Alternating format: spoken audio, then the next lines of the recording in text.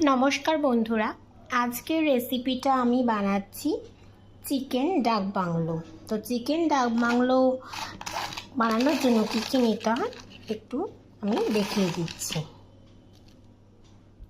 প্রথমে আমি লবণ নিয়ে নিলাম, লবণ ম্যারিনেট করার জন্য লবণ নিয়ে নিলাম, হলুদ নিয়ে নিলাম। রসুনের ভাগটা এখানে বেশি দিতে হয়, তো আমি এখানে আগে 1 টেবিল স্পুন রসুন নিয়ে নিলাম। আদা নিয়ে নিলাম আর 3 টেবিল স্পুন টক দই।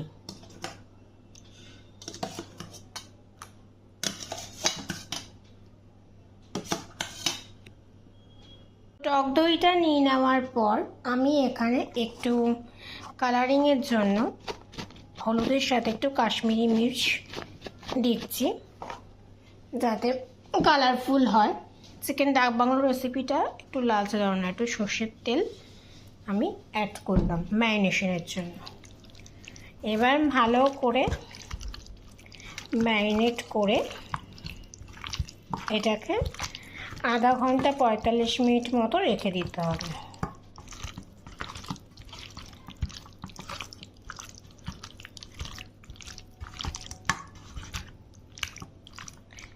খুব সুন্দর করে ম্যারিনেট করতে হবে যাতে মাংসের গায়ে পুরো মশলাটা অ্যাড হয়। এবার আমি গ্যাসটা অন করে নেব। গ্যাসটা অন করে নিয়ে আমি কড়াইটা বসিয়ে দিই গরম করার জন্য। কড়াইটা গরম হোক তত ভালো। কড়াইটা ভালো করে গরম হয়ে গেছে। এবার আমি সর্ষের তেল দিয়ে দিচ্ছি একটু আলুটা ডিমটা ভাজার জন্য।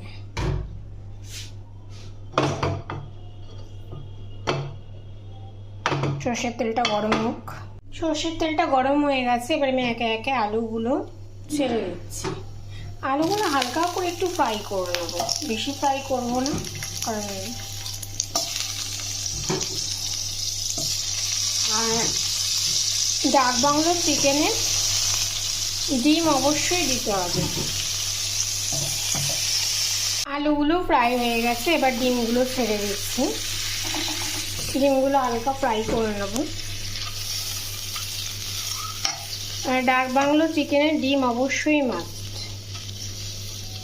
দেখুন ডিমগুলো কি সুন্দর হালকা করে ফ্রাই হয়ে গেছে। এবার ডিমগুলো তুলে নেব। এবার কড়াই পেঁয়াজ ভাজার জন্য অল্প একটু তেল দিয়ে দেব।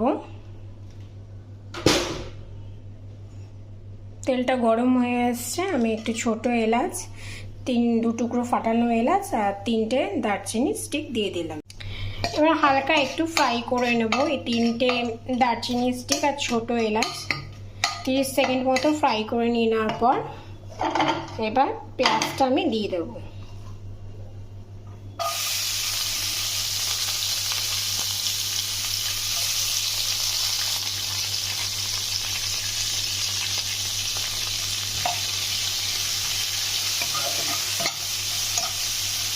পেঁয়াজটা তাড়াতাড়ি ভাজা হয় তার জন্য আমি একটু লবণ অ্যাড করে দিলাম, পেঁয়াজটা একটু তাড়াতাড়ি ভাজা হয়ে যাবে।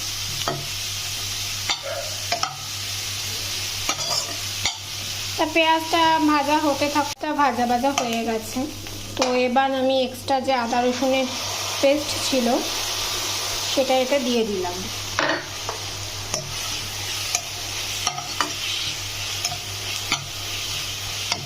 ভালো করে একটু নেড়ে নেব আদা রসুনের কাঁচা গন্ধটা চলে। পেঁয়াজটা ভাজা হয়ে গেছে। এবার ম্যারিনেট করা চিকেনটা আমি দিয়ে দিলাম।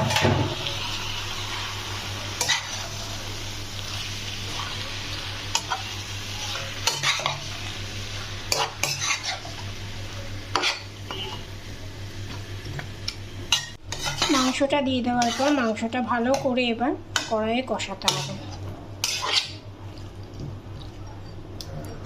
ততক্ষণ অবধি মাংসটা ভালো করে কড়াইয়ে কষাই।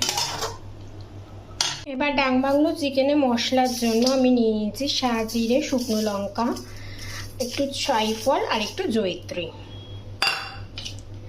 এবার এটা অল্প আছে, ভালো করে নাড়িয়ে নিতে হবে।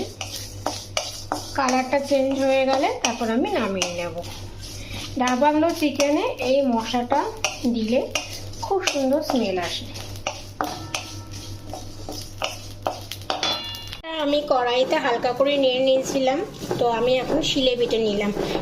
জিরে, জয়িত্রী আর জায়ফল আর শুকনো লঙ্কা ভালো করে মিহি করে বেটে নিলাম। এটা হচ্ছে ডাক বাংলো চিকেনের মশলা। এই মশলাটা দিলে খুব সুন্দর স্মেল আসে।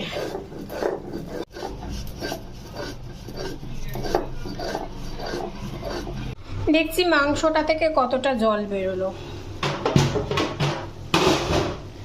তো মাংসটা থেকে অনেকটাই জল বেরিয়েছে। আমি মাংসটা কষাচ্ছিলাম, তা কষিয়ে একটুখানি ধিমে আঁচে রেখে দিয়েছিলাম, তো অনেকটাই জল বেরিয়েছে। মাংসটা কষিয়ে অনেকটাই জল বেরিয়েছে। এবার আমি মশলাটা অ্যাড করছি। তো মশলা অ্যাডের সাথে এই ডাক বাংলো চিকেনের এই গোটা গোটা পেঁয়াজগুলো দিলে খুব ভালো টেস্ট হয়।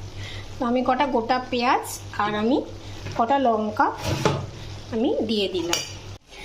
এবার আমি একটু গরম জল অ্যাড করলাম, যেহেতু মাংসর থেকে জলটা বেরিয়ে গেছে। এবার ডিমটা অ্যাড করছি। ডাক বাংলো চিকেনের ডিমটাই হচ্ছে মেন। গরম জল তো দিয়ে দিয়েছি, একটু ফুটুক, তারপর আমি ঢাকা দিয়ে দেবো। চিকেনগুলো এত সফট হয়ে আছে, পুরো খুলে খুলে আসছে। ডিমটা এদিকে, আলুটা আমি মাংসটা এবার ঝোলটা ফুটছে, কি সুন্দর লালচে লাগছে। কিছুক্ষণ ফুটুক, এবার ঢাকা দিয়ে মাংসটা সিদ্ধ হোক। ডাক বাংলো চিকেন আমার রেডি। ডাক বাংলো চিকেনটা হয়েই গেছে। এবার একটু গরম মশলা আমি অল্প অ্যাড করে দিলাম, অল্প একটু গরম মশলা অ্যাড করে দিলাম, তাহলে স্বাদটা আরও সুন্দর আসবে।